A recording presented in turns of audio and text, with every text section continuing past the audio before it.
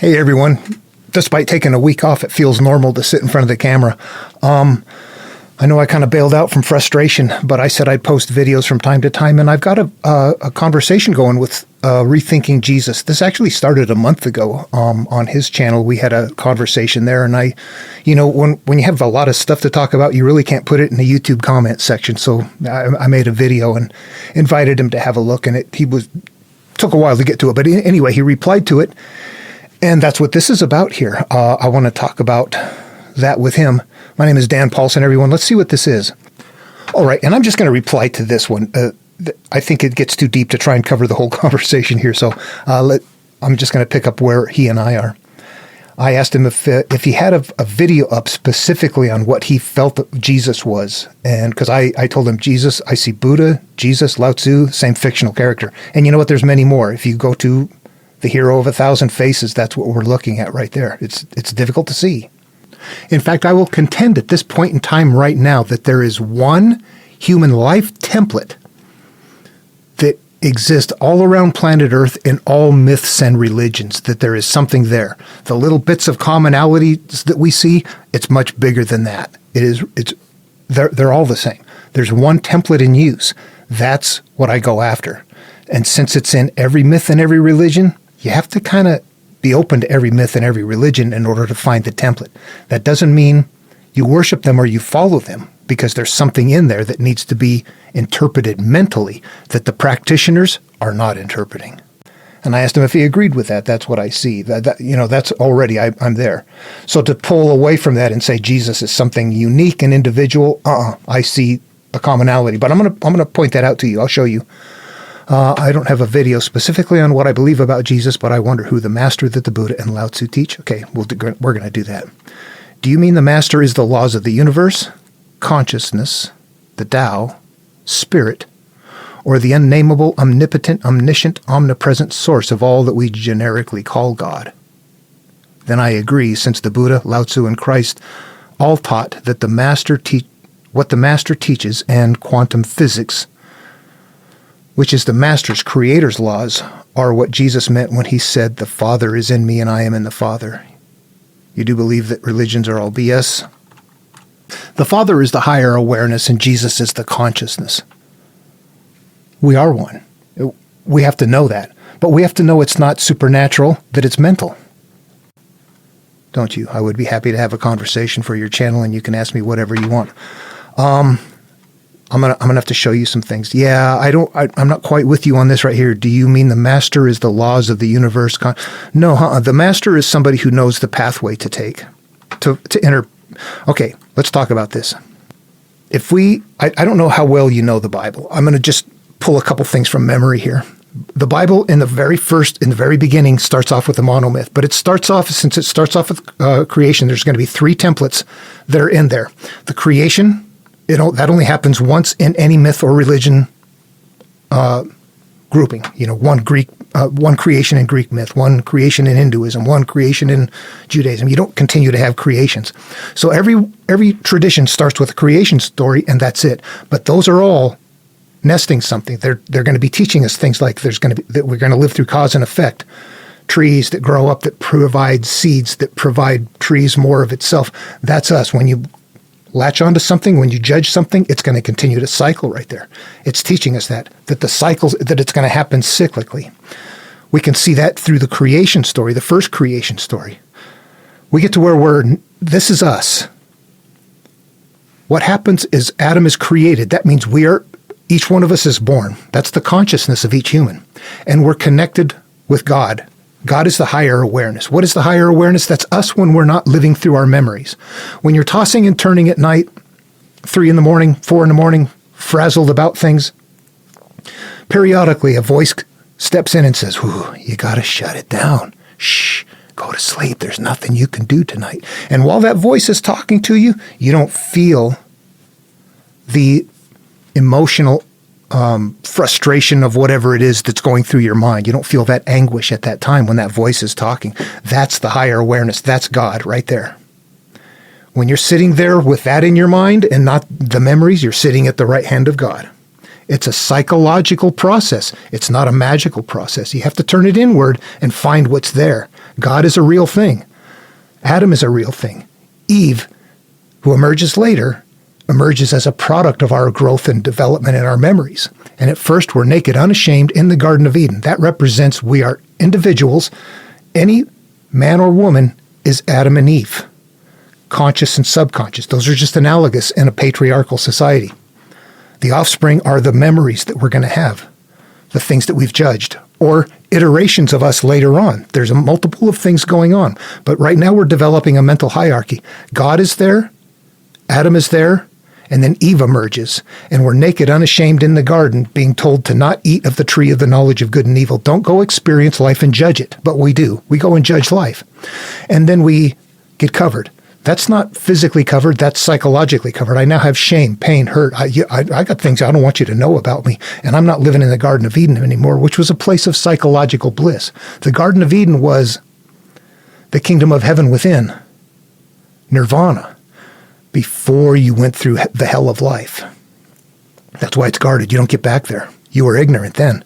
We were blissfully ignorant. Now we know. So what happens? We go on, pain in childbirth, that's Eve. The inner self, those are the things acting out of us are painful. This happens again and again. I don't know why I'm so angry over this. These are unresolved issues that are playing out in us. The consciousness must live not reaping the full benefit. Look back on your life. Yeah, I did not have I was going off and judging life and learning and not doing the best things, depending on who you are. And most people are going to live that way. And then you look back on it and go, I want to rectify these things that I was just experiencing life. I had things happen. I came from there. I was, raped, molested, abused. I've done things. I've got guilt. I've got things up here that are bothersome to me that keep me from feeling good inside of me. We become products of those, and they continue to act out. This is where you got to be careful. I don't want to use the term quantum physics, and I'll tell you why. I'm not a quantum physicist, and I don't think you are either, because you don't have anything posted up there. That's not our region. Quantum physics does drive everything, but we don't need to go to quantum physics to understand what's happening.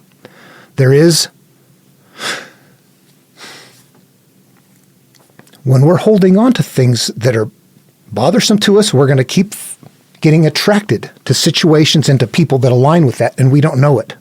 That's based in memory. That's based at a level where we're communicating with each other at a level of emotion in a sixth sense field that we're not aware of. And that's why we align and fit that way. And that's why life unfolds in the way it does based on what we have up here. So it's critical for us to change what is up here to change our life. I came from a home where I was beat with a belt, where I was told you're dumb, you're stupid. My brother took a rope and took his life. He thought he would die and go to heaven. There was a lot of problems that had to be resolved. I was going to be hurt for a long time. I was going to be Adam and Eve, giving pain in childbirth and living a life that's not the best life I could be living. And then what happens? Iterations of us go by. Time goes by. This whole lineage of people going on is representative of the idea that many generations of who and what you are go on. As we go through relationships and jobs and different things like that, we become something different each time until we get down to the point to where we've been completely corrupted and the world needs to be destroyed. But that's up here, and then we become Noah. We step into the role of Noah, knowing that we're going to go in and destroy this. And what is Noah on the other side? He's naked, and he's buzzed off his new life experience, and he's naked. Metaphorical. This is after the healing. You are now, it's resolved like that. Okay, so the stories are all working that way. That's a complex thing, but that is the creation myth, the human life myth, and then the monomyth. When the calling happens, that's when the monomyth begins. And that's where Joseph Campbell's book, The Hero with a Thousand Faces, comes in. That's where the monomyth comes in. You see a calling, a denial of the call. Joseph Campbell didn't catch everything. There's a struggle to leave the past. There is cyclical pain that is happening. What happens when we get to Noah in Exodus right off the bat? He's called at Mount Horeb. You must go. No, I don't want to go. Supernatural aid is one of the elements. Throw your staff on the ground, get it up. So 3 times he denies the call. He gets his supernatural aid. The reason cyclical pain, plagues are happening. trouble to leave the past. Pharaoh says, you can go. No, you can't. You can go. No, you can't. This represents our struggle to leave our past behind as we're needing to move on to something different. But we're moving on because of cyclical pain. And then what happens? You go across the threshold from there. What's that? Entering the narrow gate. You're turning inward. There's a pathway that is nested in all of these stories. They're all following that human life template right there. And that human life template, it is all mental. Okay, the Buddha, Lao Tzu, Jesus. When you study these extensively, you're going to find out that there's actually a core teaching. There's a lifestyle with Taoism that you can live. There's volumes and volumes on living Taoism. But if you went to this is the book from the master right here. This is his teaching. That's it. One core teaching. Treat it like this. Master, my life sucks. What's life all about? This is going to be all psychological, 100%. However, it's going to affect my flow in life. The Tao, the way. This is the pathway. This is the life path that you want, the way. The way that can be told is not the eternal way. The Tao that can be told is not the eternal Tao.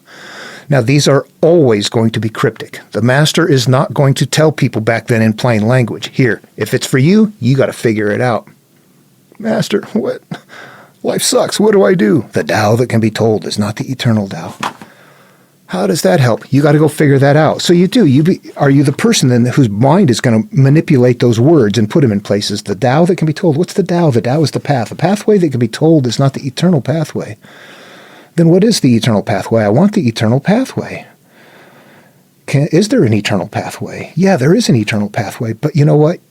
You can't tell it. You can tell people what to do, but it's not eternal. It's just academic. Eternal here means mine. I experience it. It's a part of me. The Tao that can be told is not the eternal Tao. Therefore, the Tao that is taken by the individual by entering the narrow gate, down here at the bottom, the gateway to all understanding, you're going to find replications of the material. It will be, this very lesson appears in the Bible as the blind leading the blind. What happens when you're sitting there in a church and you have a bunch of pain and shame and hurt from your life and things that you're holding inside, and the preacher tells you to turn it over to Jesus? Is that eternal? Do you walk out of there going, whew, it's all taken care of now? Nope, it's not. You have to do it yourself. So it's important to note here that in different cryptic verbiage, this lesson is being maintained in different cryptic verbiage for different populations at different times, but it's nevertheless still the same thing. This is a personal path, period. The unnameable is the eternally real. The unnameable is you judging things. I hate this. I'm ashamed, all that. When you don't have those, that purity is the eternally real. In fact, that's the same psychological location as Adam and Eve, naked, unashamed, in the Garden of Eden. Naming is the origin of all particular things. I'm ashamed. You just created that in your existence. That would be the same thing as first sin or consuming from the tree of the knowledge of good and evil. I've now gone out and experienced life. I'm not the happy kid anymore. Now I'm a stupid piece of crap. I've learned that. Free from desire, you realize the mystery. Free from all of that stuff, you realize the mystery of life. You've got to let go of that stuff up here.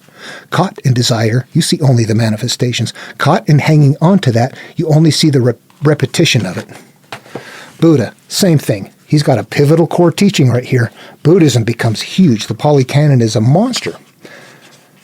But this is the core teaching. If you say, I don't want to be a Buddhist, I just want to go talk to the master and say, here, what's life about? He starts off teaching us the exact same thing, but in radically different sounding verbiage. His is very plain language in this case. All that we are is the result of what we have thought. It is founded on our thoughts. It is made up of our thoughts. If a man speaks or acts with an evil thought, pain follows him as the wheel follows the foot of the ox that draws the carriage. So what we have right there is a replication, honestly, of what we just heard here.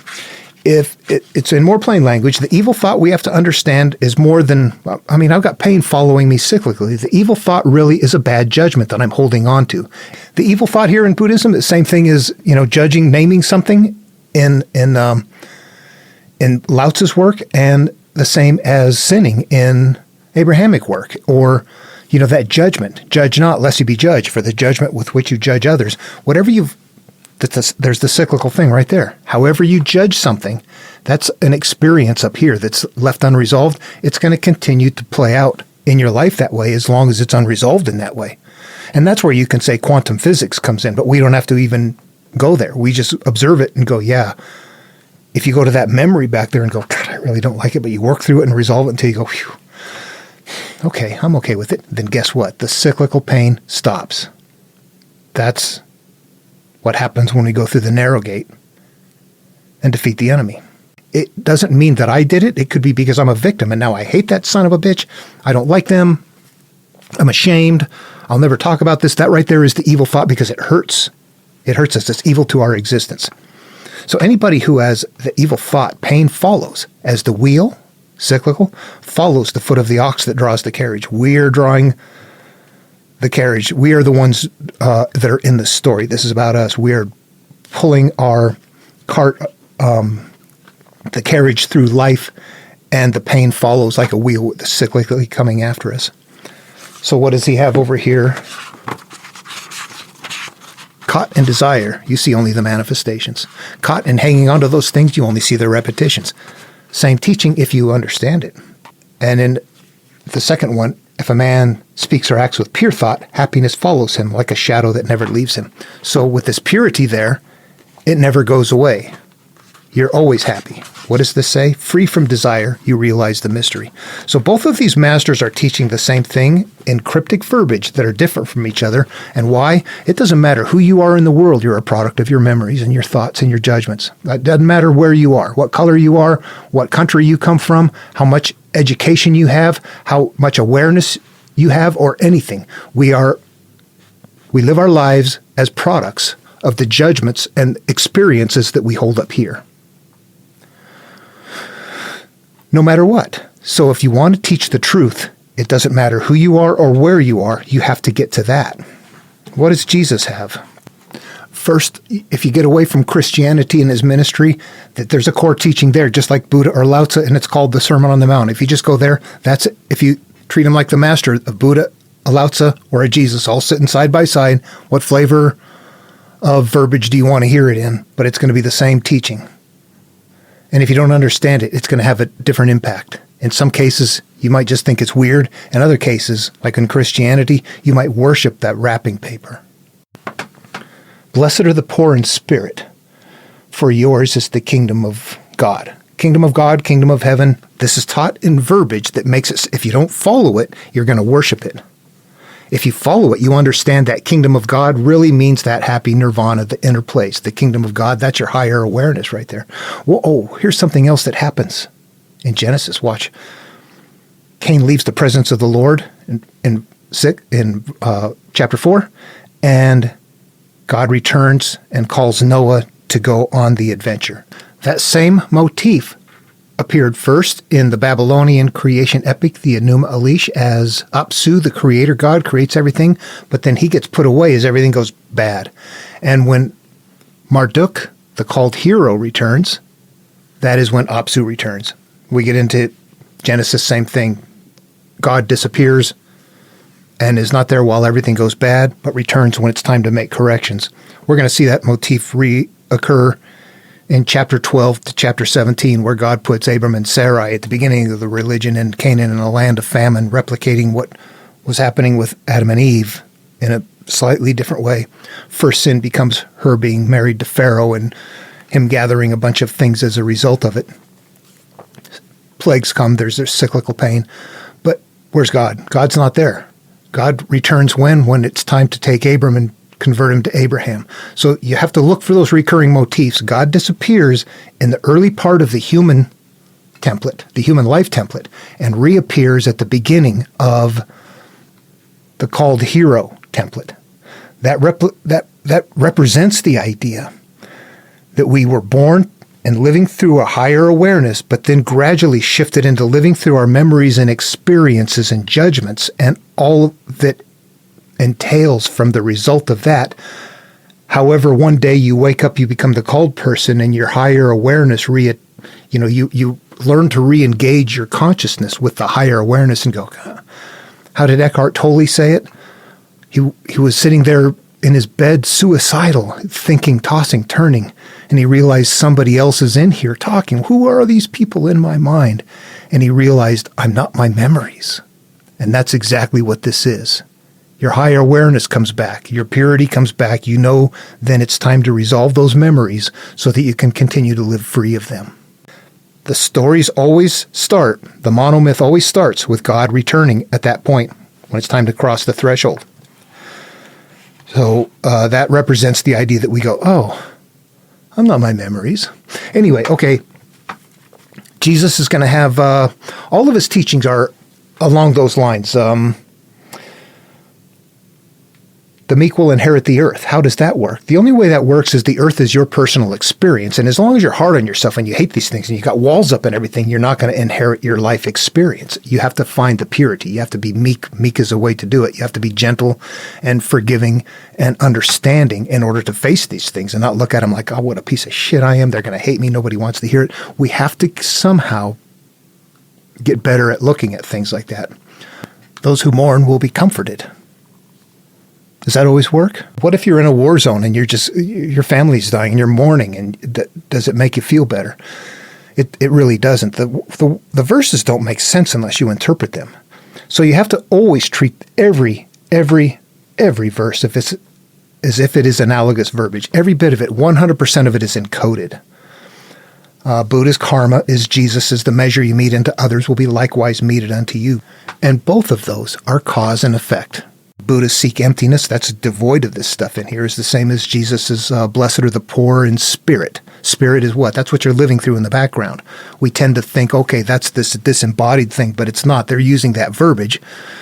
A couple of kids, we walk to Damascus all day long talking about the girls we saw at the well that morning while we're bringing the goats along and never pay attention. But we get there anyway. Why? Because something's happening in the background. That's our knowledge. That right there needs to be empty. The judgments, the devoid. And do we see that? Yeah. If you go to the altar to leave your gift, and while you're there, you remember you have aught against your brother, don't leave your gift. Set it down and go resolve the aught against your brother, and then come back and give your gift, and your Father who sees in secret will reward you in secret. That's at a different place. What is that telling us? Why are you going to the altar to leave a gift? You want a better life. My life sucks. What am I going to do? You're going to the guru right there. What is the guru telling you? See that stuff you got upstairs? Don't even look for a better life. Go resolve that stuff and then come back and the better life is going to happen automatically. It's all in there, but it's held in ways that if you don't interpret it, it's going to have a different impact on you and your psyche. We're evolving creatures. Jesus is in the same category as these guys right here, but that doesn't mean that any of them existed. What do we have? Buddha. What's the story of Buddha? He went under the Bodhi tree, meditated until he found until he's ready to teach. He's tempted by Mara. He doesn't fall for the temptation. He gathers up his monks and he goes and teaches. Jesus is praying and fasting in the wilderness for 40 days, and when he's ready, he's immediately tempted by Satan, but he gets rid of the temptation. He doesn't fall for the temptation, and he gathers up his disciples, and he goes off on his ministry. These are repeating story motifs they're not that easy to see. In both cases, you have to be that person. You are that person that is turning inward, and you are trying to find resolution of some issues. You've crossed that threshold. God appears at that time. Here's my son whom I well please. Or God shows up to help. God helps, Hera helps Jason through the clashing rocks. God helps Moses part the sea. This represents our higher awareness has now appeared, and it's like, okay, now I can turn inward. But you'll see God is there.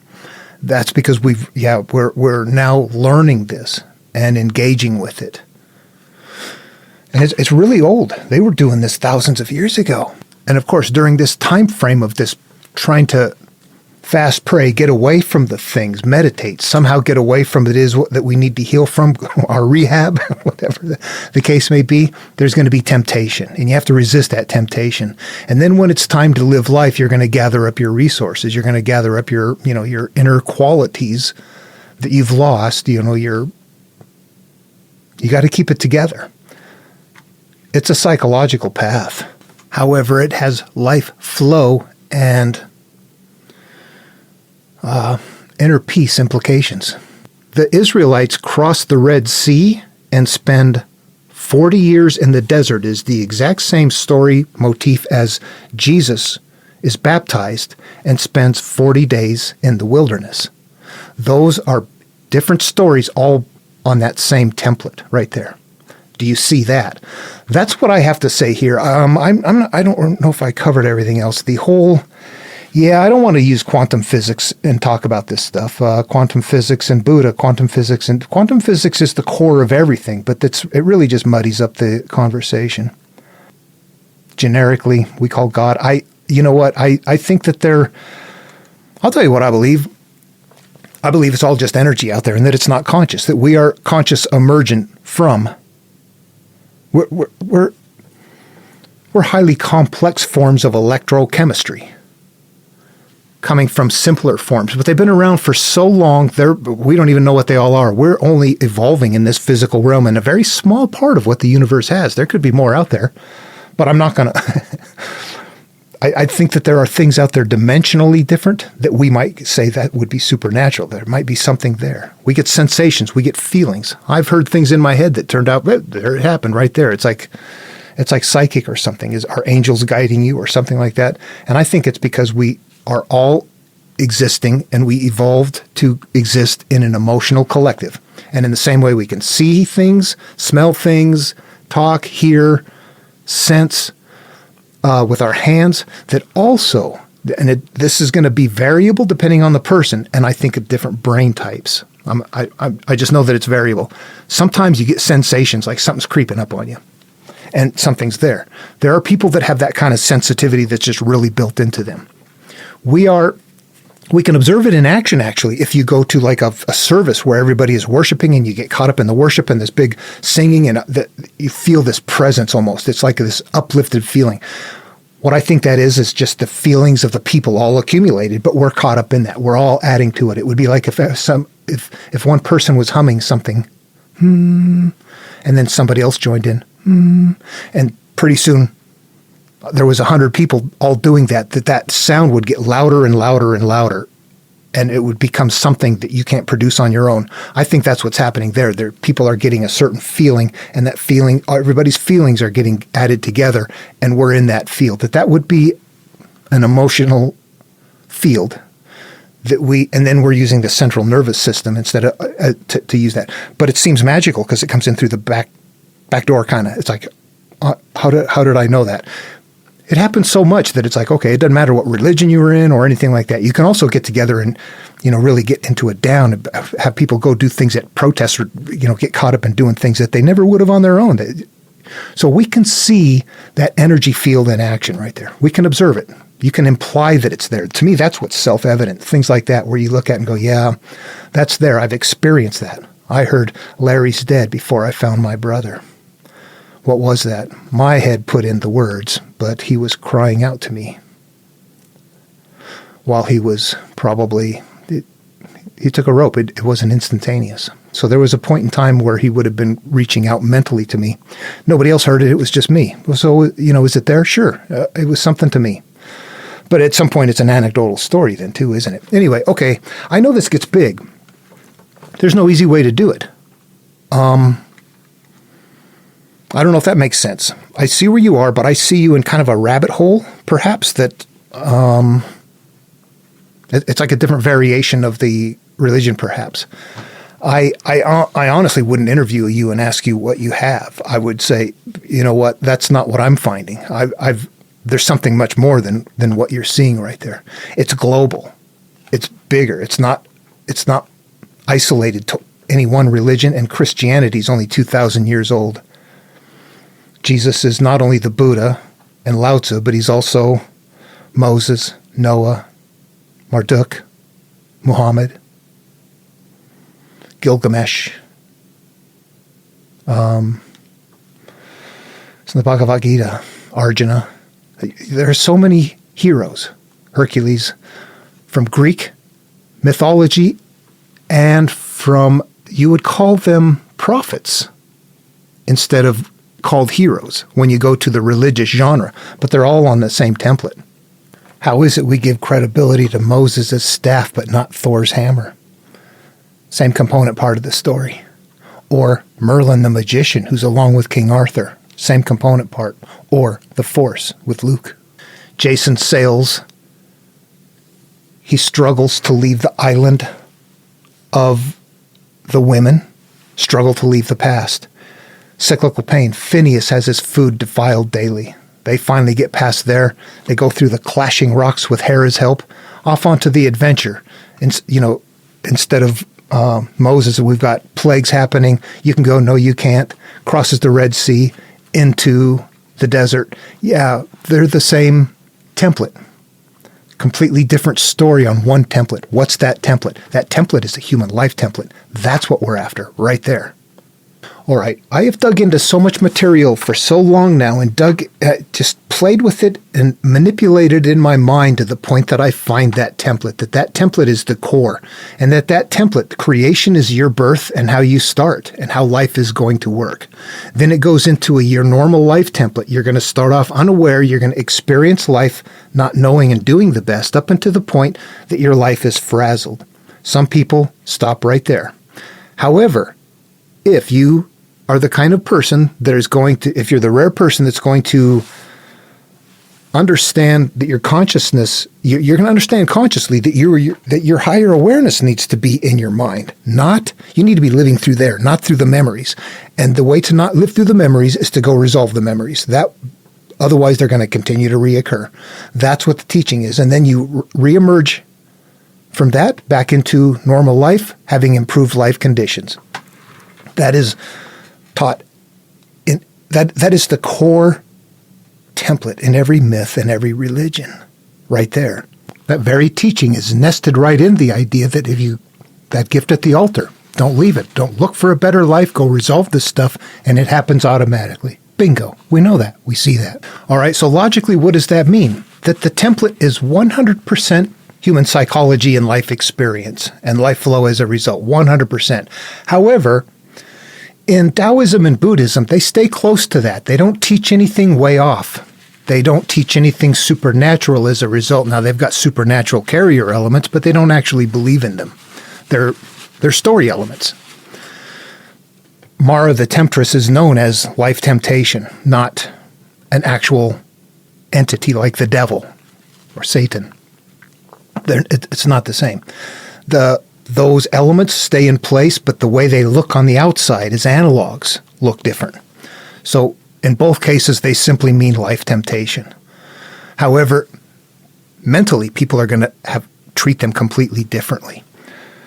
And so when you see Buddhism and Taoism, you understand that these are very psychological kind of religions. You're not relinquishing anything over to a higher being in those. You are turning inward and resolving your own issues. Now, that same exact template is being used in Abrahamic religions. However, the way they're packaging it is different. Now we take that higher awareness and call it God. We're going to take this consciousness and give it a man title. We're going to take the inner self and make it the man's wife. All of that starts happening, and you start looking outward, and it's based in fear and promises of eternal life for some sort of, it becomes a very influential product in the psyche of evolving the masses, the many. So interestingly enough, they're doing things accurately. You do want to relinquish to a higher power, but you don't do it by looking out to a higher power out there. You do it by looking to the higher awareness in here. So they've done a clever inversion of just taking what you're supposed to do in a mental hierarchy and invert it and have people look outward. Most people are never going to turn inward, and this material will never go anywhere, and it will not have any population control. You write it like this, and suddenly you've got all kinds of population control, and all kinds of people are going to carry it all over the place. This is going to get the widest possible dissemination as people make it into them, which is exactly what they do. Thousands of different Christian denominations can only mean that they're making it become them. They're not following a doctrine. They're utilizing it to justify their own lives. That's it. Okay. So I guess I wanted to say that here, that there's to me, this magic doesn't exist, that there's not a consciousness outside of us. My awareness tells me that my consciousness came about as a result of my life experiences and that I didn't even arrive with it. I was alive and I was reactive, sure, but guess what? I don't remember any of it. I'm sure I cried when I was circumcised. I got no doubt, but I don't have any memory of it. I learned a lot of things and had a lot of things happen that might have even impacted me later on, but I don't remember them. There's a point in time where we have to know that we start becoming products of our experiences, our home life, our judgments, where we are, the schools we go to, that if we had somehow as infants been taken out of that environment, moved around the world and raised somewhere else, that we would become something completely different. We would not be who we are. We would not believe the same way. Once you realize that, you understand you're a product of your thinking, like the Buddha said, where all that we are is a result of what we have thought. It's founded on thought, based on thought. You can't say it any more plain than that. However, everybody else says it, but they do it in very complex ways. Yeah. And they're all telling us to heal, to resolve that stuff right there. When you get to the level of template, that's it. So, okay, that's it for this video. I don't see a reason to... if you want to make a video, I'd watch it. I'd view it. Yeah, I think that what we have to say is bigger than comment sections, honestly. And it's so difficult in this day and age to reach out to find people that are kind of like even doing sort of remotely the same thing as you. And I think you are, but not quite. I think you're in a rabbit hole still focused on Christianity when it's more broad. It's global. If you look more, you would see something different going on. It would open up more. Anyway, okay. Thank you for commenting. I appreciate that.